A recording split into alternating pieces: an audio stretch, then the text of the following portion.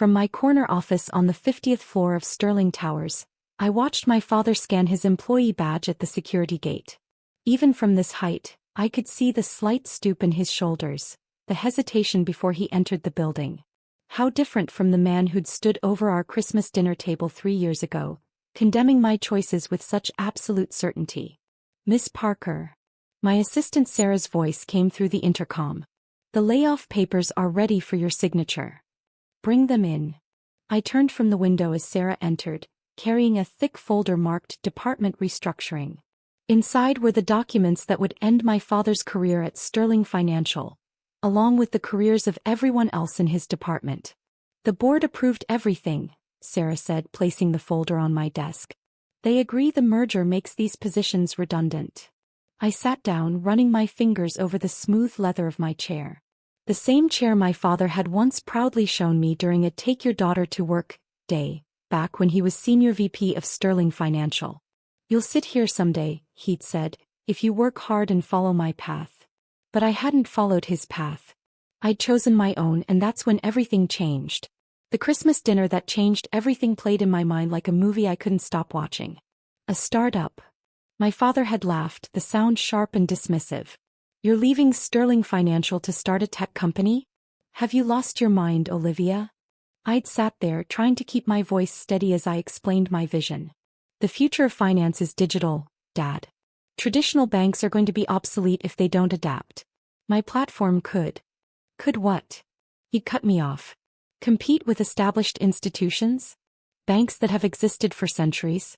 You'll always be a failure if you throw away everything I've built for you." My mother had busied herself with the turkey, avoiding conflict as usual. My brother Michael, already following in Dad's footsteps at Sterling, had smirked into his wine glass. "She just wants attention," he'd said. "She'll come crawling back when her little experiment fails." I hadn't come crawling back. Instead, I'd taken my savings, sold my car, and moved into a tiny apartment to fund my company. Finnext was born in that apartment with nothing but a laptop and an unwavering belief in my vision. The first year was brutal. 18-hour days, countless rejections, ramen noodles for dinner more often than not. My father made sure everyone at Sterling knew about my foolish decision, effectively blacklisting me from traditional banking. But he'd forgotten one thing. When you have nothing to lose, you have everything to gain. Finnext's breakthrough came in our second year. Our mobile banking platform caught the attention of a major tech investor. Suddenly, the doors that had been slammed in my face began to open. My father noticed. Of course he did. But not the way I'd hoped. "Playing with apps isn't banking," he declared during another disastrous family dinner. "Real financial institutions deal with real money, not this digital nonsense." 3 months later, Finnext launched our blockchain-based payment system. Traditional banks scrambled to catch up as our user base exploded. The digital nonsense was revolutionizing the industry. I kept my name out of the press, using my first initial and middle name on all company documents. Oh, Grace Parker became known as a mysterious tech innovator, while Olivia Parker remained a disappointment in her father's eyes. Then came the opportunity I'd been waiting for. Sterling Financial, struggling to compete in the digital age, put itself up for sale. The board, desperate for modernization, looked for buyers who could help them transition into the future. They never suspected that the mysterious holding company making an offer was mine. Never realized that this strategic tech partnership they were so excited about was Finnext, operating under a different name. The acquisition was completed 3 months ago. Sterling Towers, once a symbol of my father's success and my failure, became mine. But I didn't reveal myself immediately. Instead, I watched and planned. My father and brother kept their positions during the transition, though they were demoted as the company restructured. Michael complained endlessly about the new management's obsession with digital transformation. Yesterday they finally learned the truth. The company-wide email went out at 9 a.m. "Oh, Grace Parker, CEO of Finnext and new owner of Sterling Financial, will be addressing all employees at 10 a.m. in the main auditorium." I stood on that stage, wearing the confidence they'd tried to strip from me, and watched realization dawn on their faces. "Many of you know me as Grace Parker," I'd said into the microphone. "Some of you know me as the failure who left Sterling Financial 3 years ago to start a tech company." The auditorium had gone silent. In the third row, my father's face had turned pale. Michael, sitting beside him, looked like he might be sick. Today, I'm here to announce the complete digital transformation of Sterling Financial. Those who are willing to adapt will be part of our future. Those who aren't. I'd let the sentence hang. Now, 24 hours later, I held the layoff papers in my hand. The entire traditional banking services department, my father's department, would be eliminated. Their functions replaced by the very digital systems they'd mocked. Sarah placed a pen on my desk. The board meeting starts in an hour. They'll want these processed before then. I picked up the pen, its weight familiar yet suddenly significant. Through my window I could see my father at his desk in the building across the plaza. Still working, unaware that in a few hours his career at Sterling would end. Miss Parker. Sarah's voice was gentle. Are you sure about this? We could find another position for him. I thought about all the Christmas dinners, family gatherings, and casual conversations where they'd belittled my dreams. All the times they'd declared me a failure, never bothering to understand what I was building. No, I said firmly. The merger makes these positions redundant. It's just business. Just business. The same words my father had used when denying promotions to qualified employees who didn't fit his traditional banking mold. The same words he'd used to justify his resistance to change. I signed the papers. Have security ready, I told Sarah. When HR delivers the news, I want the transitions to be immediate. She nodded, gathering the documents. Will you watch? I turned back to the window. Yes. Some failures need to be witnessed. The irony wasn't lost on me. The building he'd once proudly shown me, the office he'd promised would be mine if I followed his path, they were mine anyway. Just not the way he'd planned. Sometimes success looks like failure to those too blind to see the future. And sometimes the best revenge is simply proving them wrong. At exactly 2 p.m., I watched HR representatives enter my father's department. From my office, it looked like a scene from a silent movie. People standing up in shock, papers dropping, some crying, others arguing. My father sat motionless at his desk as the HR manager delivered the news. Security is in position, Sarah reported. No incidents so far. I nodded, unable to look away from the unfolding scene. Has my brother received his notice yet? Yes. He's being escorted to his exit interview now. Michael had been easier to replace.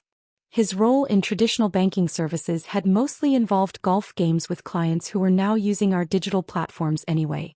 My phone buzzed. My mother. I declined the call. She'd enabled their behavior for years, always choosing peace over progress. Now she'd have to deal with the consequences too. Miss Parker. Sarah's voice was hesitant. Your father is requesting a meeting. He's quite insistent. Of course he was. He'd never taken no for an answer, until now. Send him up in 10 minutes. Let him wait in the lobby first. I used those 10 minutes to prepare, not just mentally but symbolically. I removed the family photo from my drawer, the last Christmas before I left Sterling Financial, and placed it facing my visitor's chair. Let him see what we used to be, what his stubbornness destroyed. When he finally entered, he looked smaller than I remembered. His Sterling employee badge still hung from his neck, for the next 15 minutes anyway. Why? His voice cracked on the word. I gestured to the chair. Sit down, Dad. Let's discuss this professionally. Professionally. He remained standing. You destroyed my department. 30 years of banking experience, thrown away for your apps and digital gimmicks. Gimmicks. I pulled up FinNext's performance charts on my wall screen. These gimmicks process $2 trillion in transactions annually. They've made banking accessible to millions of underserved people. They're the future you refuse to see. I'm your father. No, I said calmly. Right now you're a former Sterling Financial employee whose position has become redundant. Just business, remember? He flinched at his own words thrown back at him. You planned this, he accused. Bought the company just to get revenge. I bought the company because it was failing. I stood up, matching his stance. Sterling Financial's quarterly reports show a 60% decline in traditional banking revenue. Your department costs more than it generates.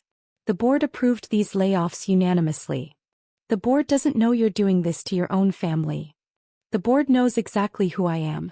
They also know I've built a company worth 10 times what Sterling was worth when you called me a failure. He sank into the chair finally, the fight draining from him. His eyes fell on the Christmas photo. I was wrong, he whispered. Yes, you were. About everything. So this is my punishment? Taking away my career. I sat back down studying him. This isn't punishment, Dad. It's evolution. Banking is changing. Companies either adapt or die. I gave your department 3 months to embrace digital transformation. You fought it every step of the way. Because it's not real banking. Tell that to our 15 million users. Tell that to the traditional banks desperately trying to catch up with our technology. Tell that to the board members watching their stock price triple since the merger. I pressed a button on my desk phone. Sarah, bring in the other package. She entered with another folder, placing it in front of my father. What's this? He asked. A choice. I opened the folder. Inside are 2 documents. The first is your standard severance package. Generous, given your years of service. The second is a job offer. He looked up sharply. FinNext's digital transition team needs experienced bankers to help traditional clients adapt to new systems. Someone who understands both worlds. The salary is less than you made as department head, but the stock options could be significant. You're offering me a job? After firing me? I'm offering you a future. The same future you rejected 3 years ago. The question is, are you ready to admit the world has changed? He stared at the documents for a long moment. Outside my office windows, the city stretched endlessly, filled with banks and financial institutions all facing the same choice. Evolve or fade away.